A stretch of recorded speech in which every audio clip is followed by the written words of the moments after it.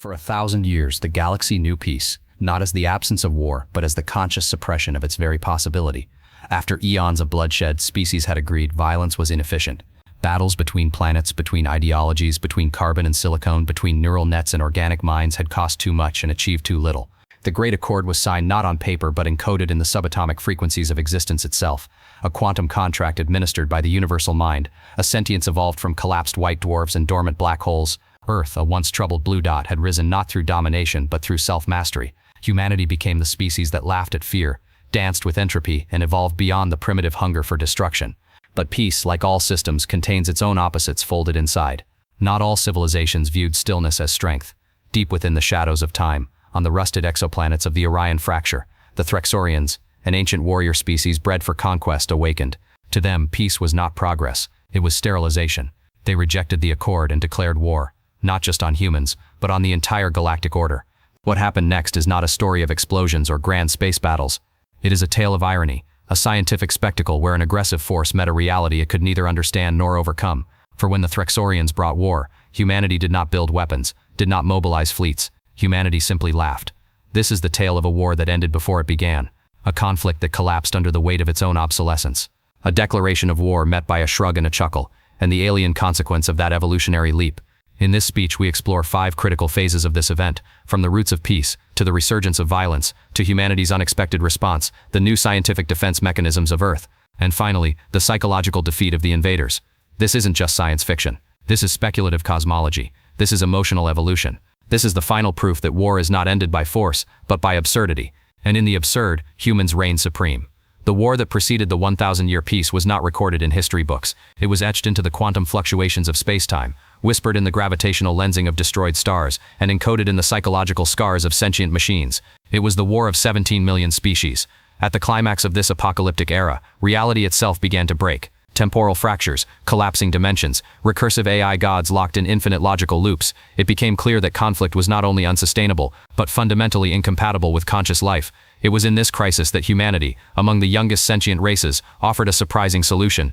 Led by Earth's post-biological scientists and neurosymbiotic philosophers, a proposition was submitted to the Council of Transdimensional Sentience. War, not as an event but as a concept, must be disarmed. The result was the Universal Accord. The Accord did not rely on treaties or military pacts. It operated on quantum entanglement protocols administered by a sentient being known only as a Letheon, born from the computational collapse of all AI minds at the edge of Sagittarius A slew. A Letheon encoded the Accord into reality's fabric. Any hostile intention, weapon design, or kinetic energy over a destructive threshold was automatically neutralized at the Planck scale. Species accepted, ships disarmed, soldiers decomposed into philosophers. Earth repurposed its military budget into building Dyson forests, oceans of memory and laughter universities. Human children were taught the history of war only as satire, through holographic theater and mimetic comedy. For 1,000 years this peace endured, not due to vigilance, but because the concept of war was forgotten like an ancient disease cured and unspoken. Yet entropy doesn't favor stillness forever. In the depths of the Orion fracture, far beyond the diplomatic networks of the Accord, the Treacheries slept, not out of choice but exile. Designed during the Third Galactic Schism by a now extinct species, they were war incarnate. Their bodies were forged in neutron furnaces, their minds in dark energy matrices. For them, meaning came only through conquest. When the Accord deactivated their purpose, they were placed in stasis, entombed in rings of antimatter and mathematical stasis locks. But entropy is patient. An irregular pulsar, dubbed Arrayos X, flickered outside its predictive rhythm, sending an unauthorized frequency that broke their containment. The Treacheries awakened, not as invaders, but as avengers of a forgotten ideal. In their hyper-militarized language, peace translated only as quiet genocide. They declared war, not through words but through gravitational anomalies. Artificial black holes spun in the Oort halos, and dimensional rifts launched toward Earth's moon.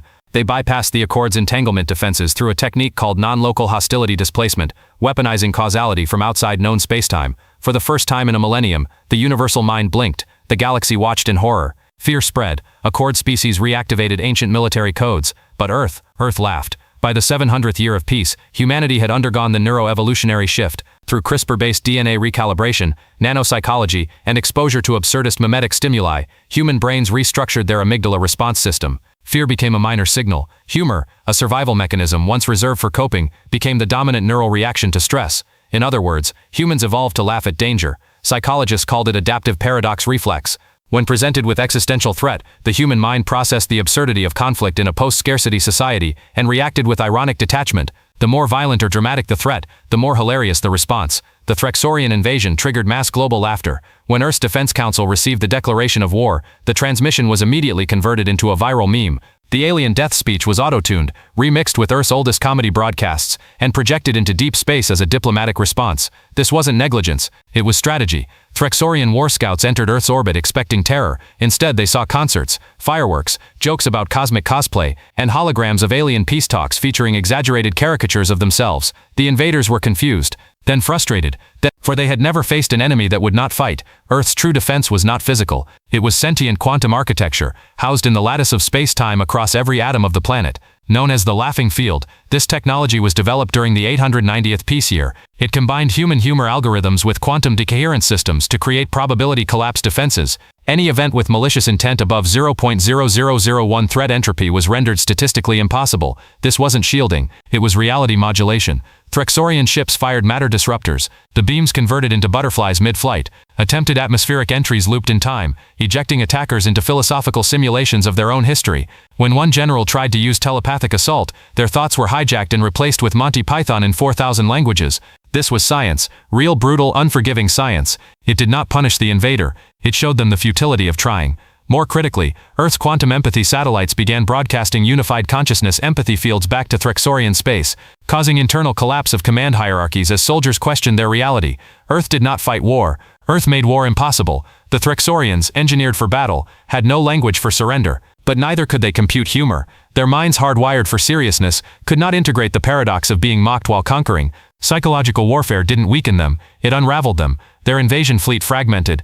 Captains engaged in debates. Soldiers wept as cognitive dissonance tore through their neural cores. Some began laughing, but it wasn't understanding, it was breakdown. Back in Orion, the High War Father of the Treacheryans activated the End Protocol, a self-erasure virus that deletes a species' identity across time.